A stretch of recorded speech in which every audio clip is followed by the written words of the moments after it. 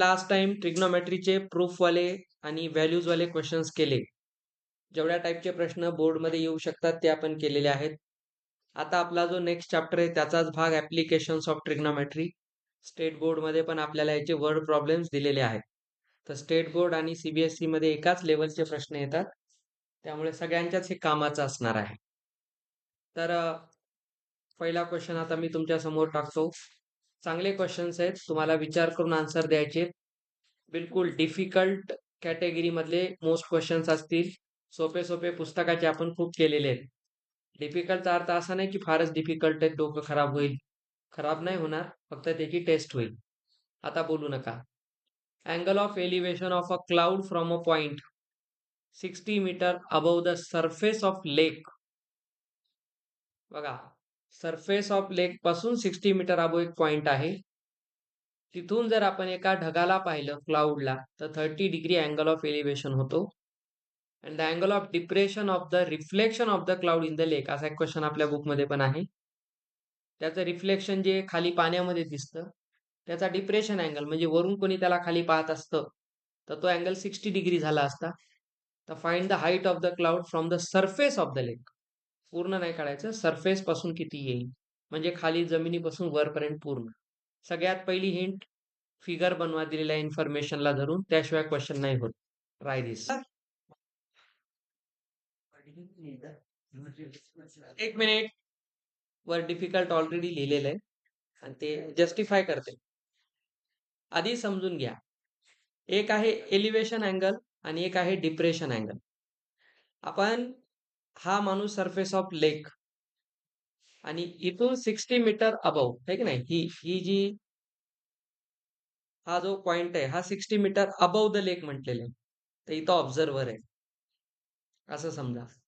आता ही जी लाईन आहे ही एक्स आहे, तर ऑटोमॅटिक ही पण एक्स माना. आपल्याला काय समजायचंय बघा, या लेक पासून 60 मीटर अबव म्हणजे हे जे डिस्टन्स आहे 60, रिफ्लेक्शन खाली पण 60च राहणार असं धरून चला.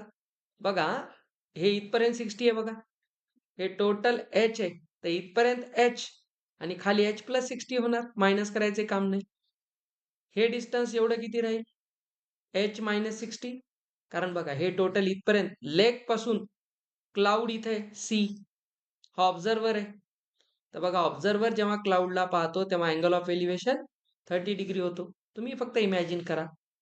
तर आपण काय म्हणलं की लेकच्या सरफेस पासून विचारले आपल्याला, तर हा लेकचा सरफेस आहे, हा येलो कलरची लाईन. तर इथून आपण क्लाउडची हाईट एच मानू, पण ऑब्झर्वर कुठे आहे, या पॉइंटला आहे समजा. बघा इथे, तर तो 60 येतं, ही लेंथ 60 राहील की नाही. तर पूर्ण एच मधून हा काय होईल, एच मायनस 60 होईल, म्हणजे ही ऑपोजिट साइड एच मायनस 60. आता तुम्ही बघा, ही जेवढी क्लाउड वर जेवढा आहे तेवढाच खाली राहील ना, एवढं तर कळलं तुम्हाला. तर हे टोटल किती आहे, एक्स म्हणजे एच आहे.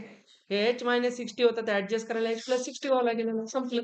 तर ही डेप्थ किती आहे, एच प्लस 60. मला वाटते ही ही इथून इथपर्यंतची डेप्थ आहे. हा, म्हणजे तुम्हाला ते बरोबर न्यूमेरिकल व्हॅल्यू कळेल. इथून ही एच प्लस 60, हा मोठा ट्रायंगल. आता डिप्रेशन अँगल कसा असतो, हॉरिझॉन्टल लाईनला एक्स ऍक्सिस सोबत. बघा, हा फिरून इथे येईल ना असा, आपल्याला इकडे घ्यायची गरज नाही, आपण इथे तो ट्रायंगल वापरू शकतो. तर बघा, याची ऑपोजिट साइड किती आहे, ही जी व्हाईट कलरची आहे ही एच प्लस 60 आहे, दिसलं तुम्हाला. आणि इथून वरची किती आहे, एच मायनस 60 आहे.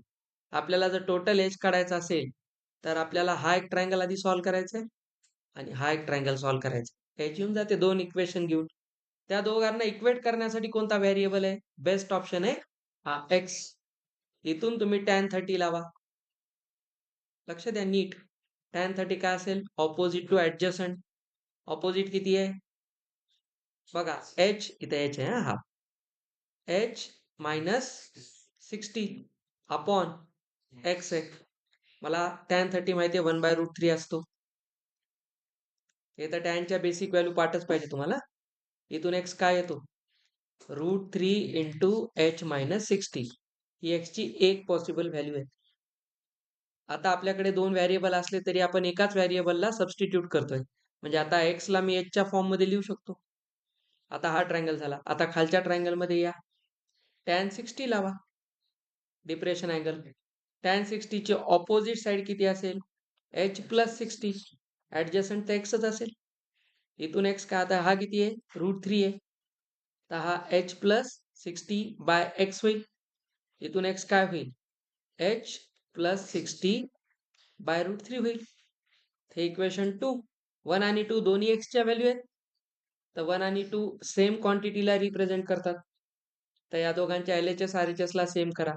इथून काय येईल? √3 h मायनस 60 कशाला इक्वल होईल? h plus 60 √3. √3 इकडे घेऊन या. तर h प्लस 60 काय होईल? √3 इंटू √3, 3 टाइम्स h मायनस 60. झालं, मल्टिप्लाय झालं इथे. आता तुम्ही ब्रॅकेटला ओपन करा. किती येते? 3h minus 180. बस, या h ला इकडे आणा, ह्याला इकडे आणा. 60 प्लस 180 आणि 3h प्लस h. तर 4h कितीला इक्वल झाला? इथे मायनस होईल, सॉरी, इथे मायनस होईल. हा, तर हा किती होईल? 1 मिनिट, 2h होईल. हा, इथे निगेटिव्ह आहे. हा, आणि इथे किती येईल ऍड करून? तर अबव द लेक क्लाउड असेल 120 मीटर हाईटवर. आपल्याला एच काढायचा होता. तर याच्यामध्ये जे मेन क्रुशियल पार्ट आहे तो आहे, तुम्हाला फिगर बनवता आली पाहिजे नीट. तर हे इमॅजिनेशन आलं पाहिजे. पहिला असा क्वेश्चन आजपर्यंत कुठंच नाही. माझ्यासोबत राहा, नवनवीन क्वेश्चन दाखवतो. आणि हा बिलकुल तुमच्या कॉन्सेप्ट आणि सिलेबसला सोडून आहे का? असा क्वेश्चन येऊ पण शकतो. येऊ नाही, आपल्याला तर आला पाहिजे. चलो नेक्स्ट घ्या. An airplane flying horizontally 1 kilometer above the ground. हे सगळं वरवरच आहे खेळ. ढग वर, ग्राउंड ते एअरप्लेन वर. जमिनीपासून 1 किलोमीटर हाईटवर हॉरिझॉन्टली एक विमान उडत आहे. Is observed at an angle elevation of 60 degree. पाहणाऱ्याने त्याला वर पाहिलं तेव्हा 60 डिग्रीचा एलिव्हेशन अँगल झाला. 10 सेकंड्स नंतर त्याचा एलिव्हेशन अँगल 30 डिग्री झाला. छान. तर स्पीड ऑफ द एअरप्लेन काढा, असा एक क्वेश्चन स्टेट बोर्ड मध्ये आहे. आधी पहा, ग्राउंड पासून 1 किलोमीटर अंतर फिक्स करा आणि हा नेहमी सेम डिस्टन्स ठेवूनच पुढे जाणार आहे एरोप्लेन. याच्यात वर खाली तो नाहीये. आणि इथं दिलंय फ्लाइंग हॉरिझॉन्टली 1 किलोमीटर अबव, म्हणजे नेहमी तो एवढ्याच हाईटवर उडणार. ते महत्वाचं आहे, कारण ही हाईट बदलत गेली तर एलिव्हेशन अँगल बदलतील आणि डिस्टन्स बदलत जाईल. प्रोसेस अशी आहे की या ठिकाणी सुरुवातीला विमान होतं. ते उडत उडत उडत इथे आलं. त्यावेळेस जेव्हा ऑब्झर्व्हरने त्याला पाहिलं तेव्हा त्याचा एलिव्हेशन अँगल झाला इथं. आपण हीच हाईट इथं इमॅजिन करू शकतो, म्हणून मी डॉटेड लाईनने काढली आहे. कारण हे तर डिस्टन्स तुम्ही असं इमॅजिन करा ना, हे रेक्टँगल आहे, तर ही ब्रीथ नेहमी फिक्स राहणार. तर आपण इथे घेतल्यामुळे आपण बघा 60 डिग्रीचा जो पार्ट आहे ना, मी कुठपर्यंत घेऊन गेलो हे लक्ष द्या. हे पहिला अँगल आहे. आता तो इथे आला तर बघा बरं, त्याने एवढ्या ह्याच्यामध्ये डिस्टन्स किती कव्हर केलं? हे कव्हर केले खालचं. हेच पहा, मी इथं वर केले, दिसते? अरे रेक्टँगल आहे ना, दोन्ही ट्रायंगल सेम असतात. तुम्ही जर ह्याला असं घेतला तर ऑल्टरनेट अँगल ने इथं 60 डिग्री होईल की नाही? तर हे डिस्टन्स आणि खालचं डिस्टन्स एकच आहे. प्रोसेसकडे लक्ष द्या. तर पहिल्यांदा मला हे डिस्टन्स काढावं लागेल. तर मला डिस्टन्स मध्ये माहित काय आहे? ही हाईट माहिती आहे 1 किलोमीटर. त्याला मी 1 किलोमीटरच ठेवतो, काही टेन्शन नाही. आपण याला किलोमीटर मध्येच ठेवू, मीटर करण्यातही परेशान होऊ नका. सोपं करतो थोडंसं अजून. हे 1 किलोमीटर ठेवा. तर इथून तुमच्याकडे tan 60 काढायला चान्स आहे, कारण ऑपोजिट आहे, ऍडजस्टंट काढायचंय. ऍडजस्टंट काढाल म्हणजे तुम्ही D1 काढाल, पहिलं डिस्टन्स. थोड्या वेळानंतर इथून इथपर्यंत या पोझिशनला एरोप्लेन आलं, त्याच्यासाठी त्याला 10 सेकंड्स लागले. तर इथून इथपर्यंत आल्यानंतर ऑब्झर्व्हरने सेकंड टाइम पाहिलं तर बघा त्याचा अँगल ऑफ एलिव्हेशन 30 आहे. 60 वर जाईल, 30 खाली येईल, हे तर माहित पाहिजे. हा, नाही तर 60 असं काढून 30 असं काढतात. तेवढं तर अँगलची समज पाहिजे. अँगल असा आहे, लहान व्हायला म्हणजे तुम्ही पुढे चाललात, पुढे पुढे जाताना अँगल असा कमी कमी होत जाईल. तर हा पुढे येईल म्हणून बघा मी इथपर्यंतच अँगल 30 दाखवलेला आहे. पण तुम्ही कॅल्क्युलेट याच पॉइंट पासून करताय, समजून घ्या. तर आता बघा अजूनही हाईट किती आहे? 1 किलोमीटर. पण बघा बरं आता ज्याने जे डिस्टन्स कव्हर केले ते एवढं आहे. कारण तुम्ही व्हर्टेक्स कोणता धरलाय 30चा हाच आहे की नाही? तर तुम्ही डिस्टन्स या केसमध्ये कव्हर केले हे पूर्ण. तर बघा बरं इथपर्यंतचं डिस्टन्स किती होतं? D1 आणि इथून इथपर्यंतचं D2. बघा मी वर काढलेलं डिस्टन्स. तर D2 मध्ये ऑलरेडी D1 आहे ना? तर त्याला इथून इथपर्यंत येण्यासाठीचा टाइम 10 सेकंड्स आहे. तर या टाइमसाठी मला इथून डिस्टन्स थोडीच बघावं लागेल. नाही. इथून इथपर्यंतचं पाहावं लागेल. तर हे डिस्टन्स कसं येईल? D2 minus D1. तर मला जर इथलं डिस्टन्स कळलं, टाइम कळला, तर स्पीड मला काढता येईल. असा क्वेश्चन आहे हा. तर पहिली केस मी घेणार tan 60. tan 60 काय असेल tan 60? ऑपोजिट. ऍडजस्टंट लेटचे डिस्टन्स D1 मी मानतो. दिसलं तुम्हाला? हे. तर tan 60 किती आहे? √3. तर D1 किती झाला तुमचा? बघा D1 झाला 1/√3. हे पहिलं डिस्टन्स आहे. हे आलं किलोमीटरमध्ये बिलकुल. कारण आपण किलोमीटरमध्येच ठेवले त्याला. D1 कळलं सगळ्यांना? इथून इथपर्यंत. आता सेकंड अँगल आहे 30. नाव कॅल्क्युलेट tan 30. tan 30 ची ऑपोजिट साइड 1च आहे. पण ऍडजस्टंट साइड न्यू डिस्टन्स आहे D2. तर tan 30 1/√3 आहे. तर इथे तुम्ही इन्व्हर्ट एंडू करा. D2 ची व्हॅल्यू किती मिळते? √3 मिळते ऑटोमॅटिकली. हे तुमचं सेकंड डिस्टन्स आहे. ऑब्व्हियसली बघा 1/√3 पेक्षा √3 मोठा असतो. कारण ही व्हॅल्यू किती आहे? 1.73 आहे. आणि ही 0 पॉइंट समथिंग आहे. तर D2 इज ऑलवेज ग्रेटर. बघा D2 मोठाच आहे. तर आपल्याला काढायचंय डिस्टन्स ट्रॅव्हल्ड. अरे श्रीनिवास थोडं इकडे बघ ना बेटा. ते किती असेल? D2 minus D1. तर D2 मायनस D1. तर किती आलं? 3 मायनस 1 2/√3. एवढं डिस्टन्स याने कव्हर केलं. ऐका हे डिस्टन्स आहे. तुम्ही ह्याला रॅशनलाइजही करू शकता. काही अडचण नाही. तर वर खाली √3 ने मल्टिप्लाय केलात तर वर 2√3 बनतो, खाली 3 बनतो. आता ठेवा किंवा शेवटी रॅशनलाइज करा, काही अडचण नाही. केव्हाही करू शकता. सध्या याला मी असंच ठेवतो, काही प्रॉब्लेम नाही. हा मग त्यालाच रॅशनलाइज म्हणतात. आता बघा टाइम किती आहे? 10 सेकंड्स. आता सेकंड्सचं मला आवर्स मध्ये करायचंय. तर याच्यासाठी मला 10 ला एका तासात किती सेकंड्स असतात? 3600. त्याने डिवाइड करा. तर त्याला लागेल टाइम 1/360 आवर्स. ते आवर्स मध्ये कन्वर्ट करायचं कारण आपल्याला किलोमीटर पर आवर विचारले. हा क्वेश्चन जरी मॅथ्सचा असला तरी तो फिजिक्सच्या कॉन्सेप्ट यूज करतो सगळ्या. पुढे तुम्हाला कायनेमॅटिक्स मध्ये असेच प्रश्न असणार ट्रिग्नोमेट्री यूज करून. तर हे लागलेला टाइम आहे, डिस्टन्स आहे. आता आपल्याला माहिती आहे स्पीड असते डिस्टन्स डिवायडेड बाय टाइम. तर डिस्टन्स आहे 2/√3. टाइमला रेसिप्रोकल करा 360. समजलं? उलट होईल ना टाइम. झाला आता या ठिकाणी. आता तुम्ही बिलकुल एक काम करू शकता. वर किती आहे? 360 इंटू 2 वर √3 खाली √3 ने. आता करा काही अडचण नाही. रॅशनलाइज इथे घ्या 120. Your answer should be 240√3 kilometre per hour. खूपच इच्छा असेल त्याला 1.73 ने मल्टिप्लाय करा. ठीक आहे. आता तुम्हाला हे अंतर अप्रॉक्सिमेटली येते 415.68. मी म्हणलं ना विमान आहे याची स्पीड जास्त आहे ना. तर एका तासात ही 415 किलोमीटर उडते. या पद्धतीने डिस्टन्स कव्हर करते. आलं लक्षात? तर क्वेश्चनला क्रिटिकली समजून घ्यायला शिका. हे जमत असेल तर मॅथ्स येत आहे. एवढं तुमचं थिंकिंग वाढलं पाहिजे. टेक्स्टबुकचे क्वेश्चन करतो आणि एकही क्वेश्चन सिलेबसच्या बाहेरला नाही धरून काहीतरी वेगळं विचारलंय, अँगल खराब विचारला असंही नाही. स्टेट बोर्ड मध्ये प्रॉब्लेम सेटचे लास्टचे 2 क्वेश्चन बघा. तुम्हाला अँगल रेग्युलर नाही दिलेत. साइनचे 37 आणि अशा व्हॅल्यू आहेत. स्टेट बोर्डचे 2 क्वेश्चन अजून टफ आहेत. त्याच्यामुळे तुम्ही त्या मानाने लकी आहात. क्वेश्चन आधी समजून घ्या. मी पण वाचला नाही, तुमच्यासोबत वाचतो. A straight highway leads to the foot of a tower.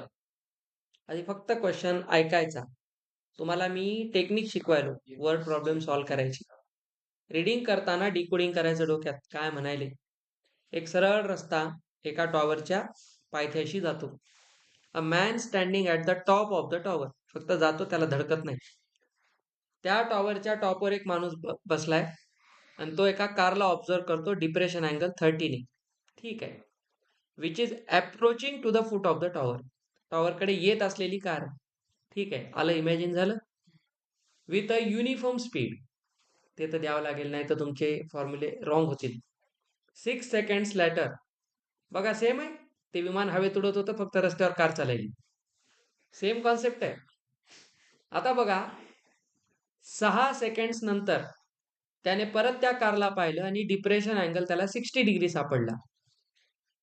तर त्या कारला आता नीट बघा, सेकंड टाइम ज्या पॉइंट पासून पाहिलं तिथून फुट ऑफ द टॉवरला येण्यासाठीचा टाइम काढा.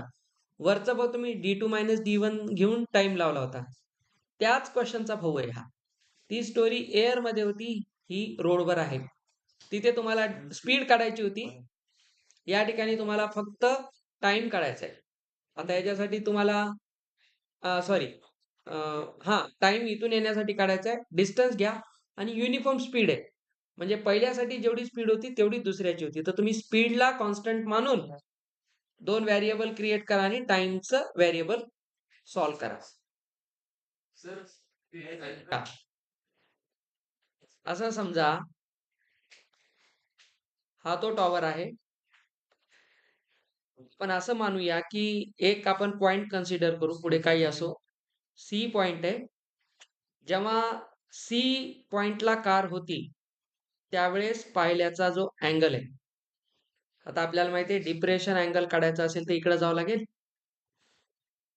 तर पहिल्यांदा पाहताना आता दूर आहे तर अँगल लहान असतो, तो आहे 30 डिग्री. याची हाईट h आहे. याची हाईट h आहे. तुम्हाला व्हेरिएबल सबस्टिट्यूशन प्रॉपर आलं पाहिजे याच्यात, कारण खूप सारे व्हेरिएबल्स आहेत. याची हाईट माहित नाही, काहीच माहित नाही तसं पाहिलं तर फक्त तुम्हाला रिमिक्स करू करू बनवावं लागते. तरी एक संधी देतो. थोड्या वेळाने कार सी पॉइंटहून कुठं आली, डी पॉइंटवर, आणि हा बेस बी माना, समजून घ्या, आणि हा पॉइंट ए माना. जेव्हा इथं आली तेव्हा ऑब्झर्वरने पाहिलं, बघा अँगल वाढला. सेकंड टाइम अँगल 60 डिग्री आहे. तो ऍक्च्युली अँगल जेव्हा गेला ना, तो हा होता. आता वरचं विसरून जा, ते कळण्यासाठी होतं. हे 60 आहे. आता आपल्याला या दोन ट्रायंगल सोबत डील करायचं आहे. तर एक ट्रायंगल आहे तुमच्याकडे ABD आणि एक आहे ABC. तर पहिल्यांदा तुम्ही काय करा, याला लागणार म्हणजे जे डिस्टन्स आहे, हे डिस्टन्स तुम्ही असं समजा, हे डिस्टन्स काय BD डिस्टन्स आहे. तर तुम्ही एक काम करा, याच्यासाठी स्पीड इंटू टाइम करा. आता मला सांगा, त्याला इथून इथपर्यंत यायला किती टाइम लागला? 6 सेकंड.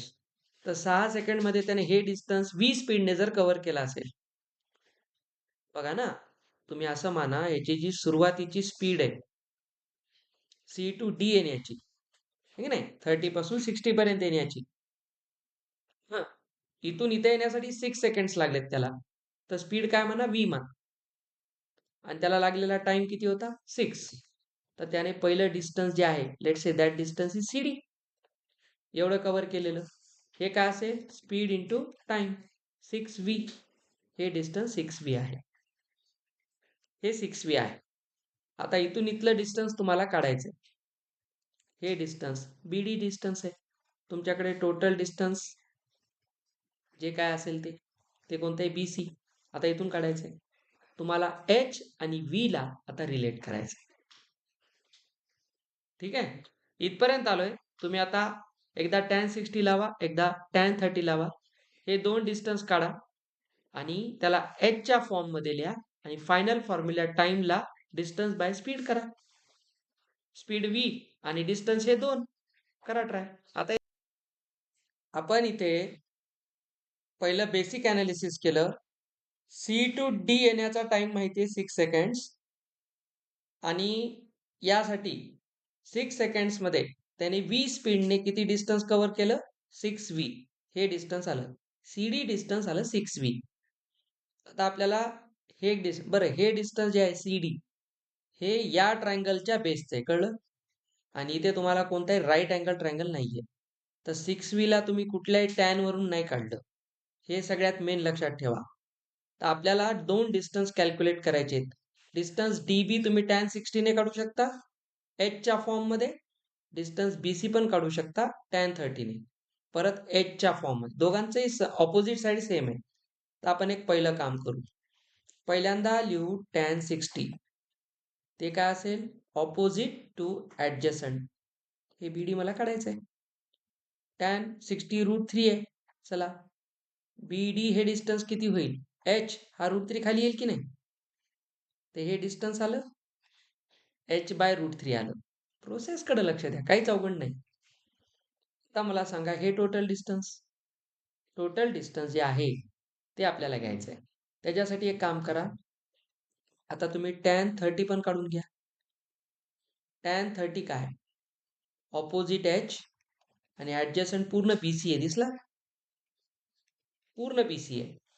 तर बघा, पूर्ण BC काय होईल? हा 1/√3 आहे.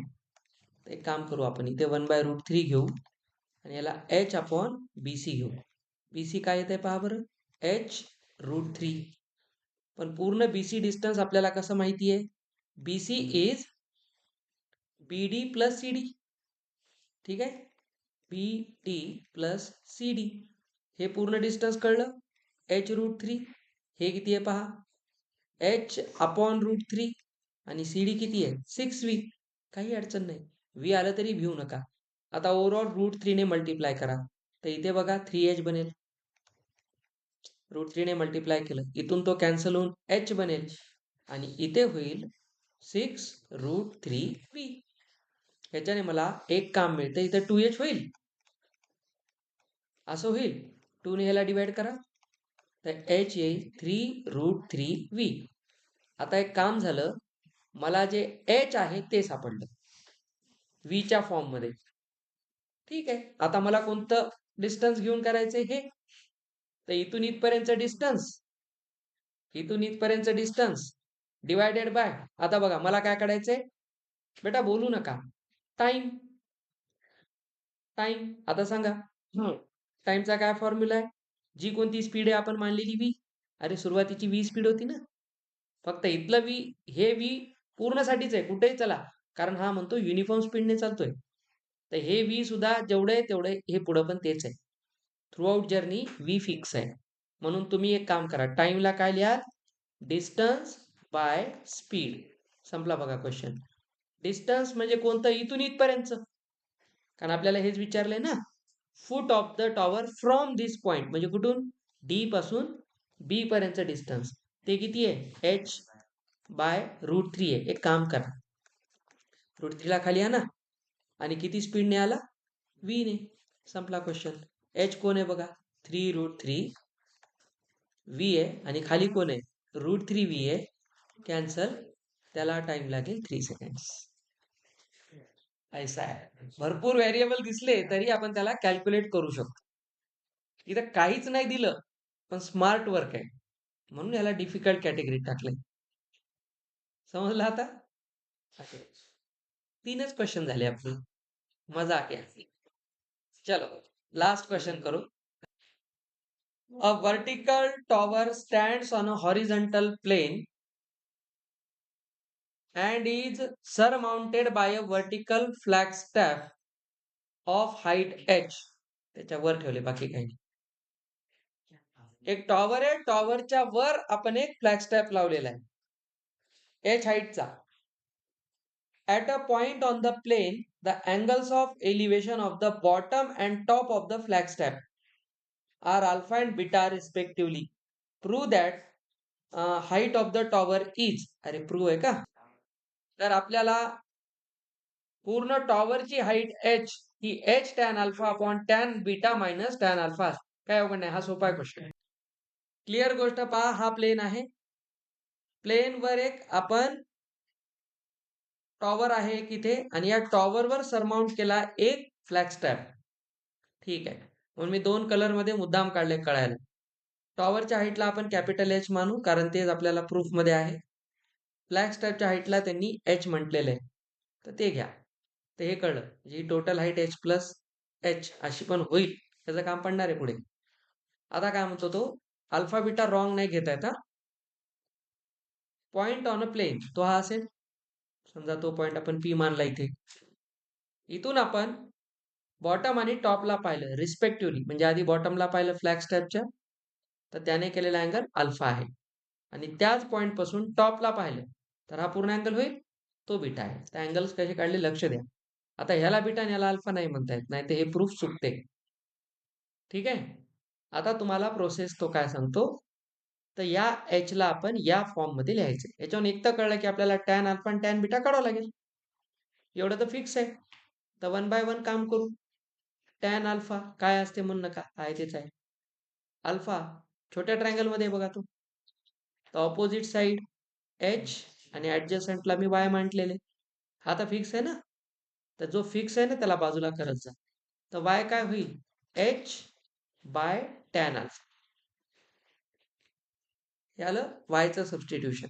कारण दोन्ही केसमध्ये हा फिक्स आहे. तर इक्वेट करणं जास्त सोपं आहे. या व्हेरिएबलला एलिमिनेट करणं सोपं आहे. नेक्स्ट केसमध्ये काय काढाल? Tan beta. टॅन बीटा बघा हा पूर्ण अँगल आहे. तर हा पूर्ण अँगल आहे, तर हा मोठा ट्रायंगल आहे. आपापसात बोलू नका.